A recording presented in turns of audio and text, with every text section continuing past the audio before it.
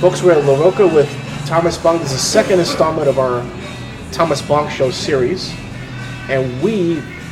What is that all about? It's antennas, I don't know. You do have big ears, though, so yeah. Oh, yeah, well, what can I say? Hey, Robin, this guy's got big ears. Robin is his significant other. That's so, right. Yeah. We're going to talk about Tiger Woods. Oh, yeah, just good. And this is actually a kind of a brother to another video that we did, but it's actually better lit. All right. And for those of you keeping score, he hasn't finished his beer, and I haven't finished my bourbon, so we're still sober. Quite. Every time we say beer, there's got to be another one. It's like the game, right? We might do that for a future show. Okay. So, Thomas, tell my viewers what you think of Tiger Woods. I think Tiger Woods is good for golf. I know he's taken a lot of heat, and all brought on by himself, by the way. But people who know the golf industry are pretty convinced that he's the one that moves the needle, and has for a long time. He's the one that's key to the TV ratings. He's the one who drives the endorsements, the prize money, tournaments, everybody. So the golf industry basically needs Tiger to play well. And I think he will, although he hasn't played well. But I think he will come back. The problem is that there's so many good young players out there, and they don't relate to the Tiger that was winning all the time. They weren't even around then. Name one of them. Rory McIlroy. Yeah. Great player from Northern Ireland. Really good. He's in the top 10. Wait a minute. How's your golf game? It's terrible. But I'm enthusiastic. Let's get that out of the way. And I look good. I got good sticks, and I got nice gear, but oh well. He means golf clubs. We're not getting any. I got some good sticks. It's not X-rated, okay? No. My sticks are. And we're both straight, so there you go. Yeah, but a lot of these guys aren't intimidated by him. Tiger's always had that intimidation factor. He's always been able to pull that out because I beat you before and I'll do it again. Well, these guys don't have any relation to that, so they're not scared. Now, there will be a time where he's in a major and competing with these guys, and they're head to head. And Tiger's been there before.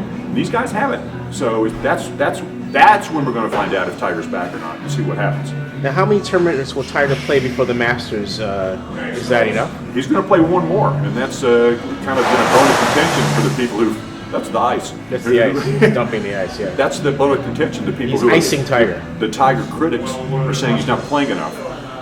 He's only going to wind up playing 3 stroke play events, full field stroke play events before the Masters, and that doesn't seem like a lot, but that's what Tiger does. I mean, that's his normal schedule.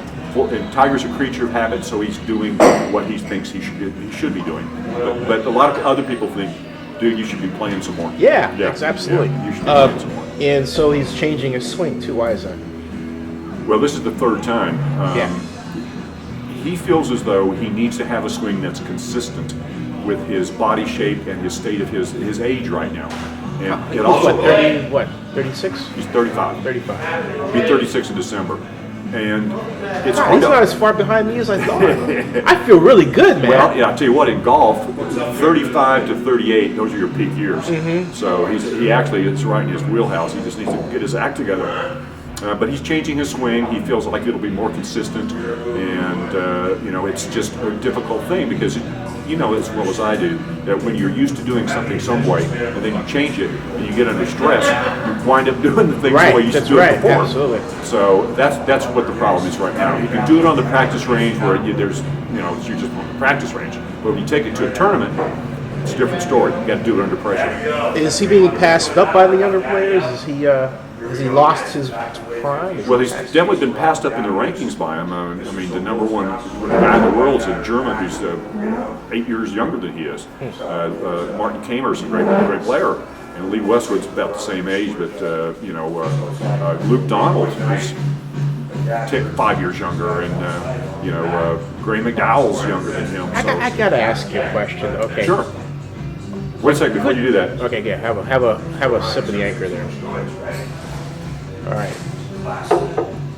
A large part of Tiger's draw is that he is not only an outstanding golfer, phenomenally good, but he's black and Asian. as his star falls, we don't see a lot of black or minority players coming up.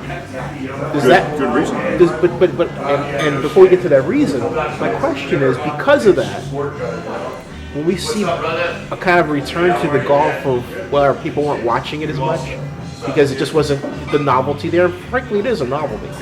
Yeah, golf is a niche sport. No, I totally admit that golf is a niche sport. It's very, it had a reputation, and probably still does, of being very country clubbish. Tiger changed all that. He kind of opened it up. There's two answers to why aren't there more African American golfers. Number one is they're really not being produced by the universities, although there's a kid named Joseph Bramlett from Stanford, by the way, who's on the tour this year, another Nike guy.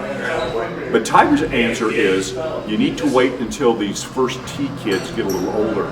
First tee is a worldwide, global, participatory children youth thing, and it's to Did he start kids that? to get. He was very instrumental in it. It was his dad's, Earl's, vision, and the World Golf Committee co-opted it. And it's not just for golfers. It's to produce golfers. It's to produce people, kids, and be responsible. You said co-opted it, though. Someone's going to say explain that. Well, they've taken the ball. They've expanded it. Oh, so they did it in a good way. They did it in a good way. Co-op sometimes means take over and screw up. No, I don't think it's screwed up. But Tiger's response to that is wait until these kids get a little older, and we'll see if it shakes down that way. And I think he's probably right. Now, he's dropped from number 1 in the rankings, number 5, but will he go even lower? He could have gone to number 6 this week, or last week, or whenever his Doral was. Phil Mickelson had played better, but Phil stunk it up, so that didn't happen. But he needs to. He had a top 10 at Doral. Okay, that helped him. But there is definitely a chance he could drop lower than that. And, we just don't know what we know what the ceiling is because it's number 1. He's been there. We don't know what the bottom is. He's a top 10 player for sure. But this is a very cruel and humbling sport because you're only as good as your last round. Nothing else really matters. And Tiger's an exception, but most players only get paid by what they make on the course. He's an exception. He gets paid because he gets off paid. The court, yeah. He gets appearance fees. He gets endorsements, all this kind of stuff. Although it's lower because of the scandal. How much lower? Their estimates around $20 million, so probably about 30%. He lost about 30% of his income. But he's taken on that, and he's bought what he needs theoretically, right? Oh yeah. I mean, he just finished building a house in Jupiter Island, Florida, that's got a 4-hole golf course, nice, and tennis courts, and it's kind of like your house, Thank you. very similar to your family. So, in my dreams. I wouldn't worry about Tiger's finances. I think actually, we do live on 4 acres in Georgia, so see, there you go. It just isn't that nice. But anyway, you don't have a golf course on your property? If we bought, in fact, I was thinking about that. If we bought the other 2.5 acres, if I make the right moves, we could actually build a golf course out there. You should do it. What you should do is join that course in Augusta, Georgia. I will. Augusta National. Yeah. We gotta talk about this off camera. He's my great. He's ThomasBonk.com. Seriously, that's .com. Now, you follow the LPGA sort of? I do. I find the LPGA kind of boring. Okay. Sadly. But can I come back to you and ask you about Michelle Wie in the next segment? Absolutely, you can. She's not boring. That's the next segment. All right. She's not boring. Cool.